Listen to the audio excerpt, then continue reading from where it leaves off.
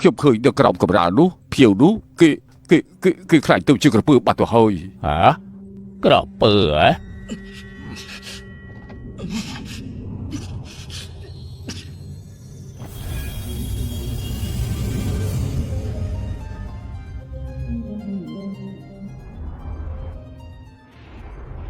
ត្រូវហើយក្រពើនោះមានប្រវែងប្រហែលជា10 ឈៀក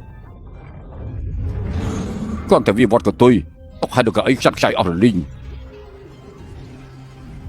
បន្ទាប់មកវាហាមាត់មានឈាមហើយសង្គ្រប់ខ្ញុំតែម្ដងស្ដាងល្អដែលខ្ញុំរត់លឿន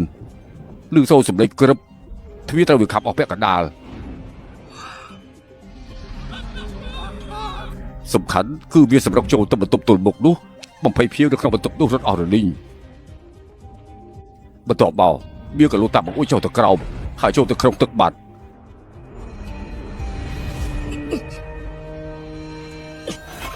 ប៉ាចិនឯងភ្លឹកស្អីមិនក៏មិនឆាប់ចូលមកកត់ត្រាភញៀវនៅក្នុងបន្ទប់ឈ្មោះអីរឿងនេះខ្ញុំអត់ដឹងទេការរកស៊ីនិយាយឡើងល្អយ៉ាងនេះឬមួយថាភ្ញៀវដែលមកជួបបន្ទប់មិនកត់ឈ្មោះទុកទេរឿងនេះបងឈិនលៀងខានជួបគ្នាប្រហែលថ្ងៃសុខសប្បាយទេថាកែប៉ាយនេះព្រោះតែត្រៀមពិធីបន់សែនលោកខែខ្ញុំរវល់ខ្លាំងពេកគ្មានពេលគិតស្អីនោះទេមិនអីទេសារល្អទុកឲ្យលោកពូឡាយឲ្យចង់ប្រើធ្វើមហូបពីមុខទទួលលោកម្ចាស់ទាំងអស់គ្នាទៅបើអត់ចាំមកផ្លែតលោកមិនតឆ្លើយនឹងសំណួរខ្ញុំទេ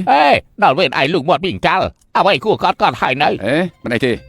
លបងម្នាក់នេះកាលពីមុនមិនដែលឃើញទេគេជាសិស្សវឹកហាត់មកថ្មីប៉ៅចិនក្មេងសម័យនេះច្បាប់ទម្លាប់ក៏មិនសូវដឹងដែរមិនអាចនិយាយចប់បានទេដោយពាក្យថាតលេឆាងជាងរលកក្រោយច្រើនរលកមុខយុវជនត្រូវតែមានឆន្ទៈលបងមានអីចង់ស៊ូមកចុះថាកែប៉ៃមនុស្សគ្រប់គ្នាសុទ្ធតែដឹងថាការរស់ស៊ីនិយាយទៅល្អណាស់ចង់បានបន្ទប់ស្នាក់នៅត្រូវកក់កណ្ដាលខែមុនហើយបានជាម្សិលមិញមិនកត់ឈ្មោះទុកលបង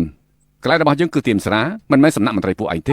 ជាវគេមិនព្រមទុកពួកយើងក៏មិនអាចបង្ខំបានដែរអូលបងឈិនឡានិយាយតាមត្រង់ចុះម្សិលមិញបើគុំតែខ្ញុំបានឃើញនៅបន្ទប់ភ្នែងទោះជាវាយខ្ញុំស្ដាប់ក៏ខ្ញុំមិនជឿថាមនុស្សអាចខ្លាចជាសត្វដែរតោះពួកយើងហូបបណ្ដានិយាយគ្នាបណ្ដាទៅអើជប់សិនកាលនោះនៅក្នុងបន្ទប់មានភ្ញៀវផ្សេងដែរទេមានតែម្នាក់ទេប៉ាចិនឯងនៅមកទៀតហ៎អញ្ចឹងបានឯងចុះទឹកពិនិត្យមើលខ្លួនឯងទៅហើយបាទលោកម្ចាស់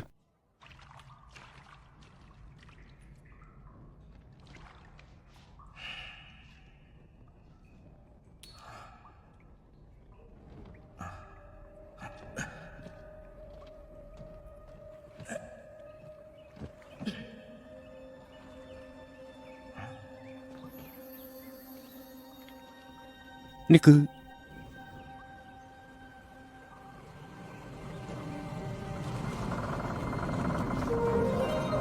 ហូស្បៀនហើយបើកកដងទៅ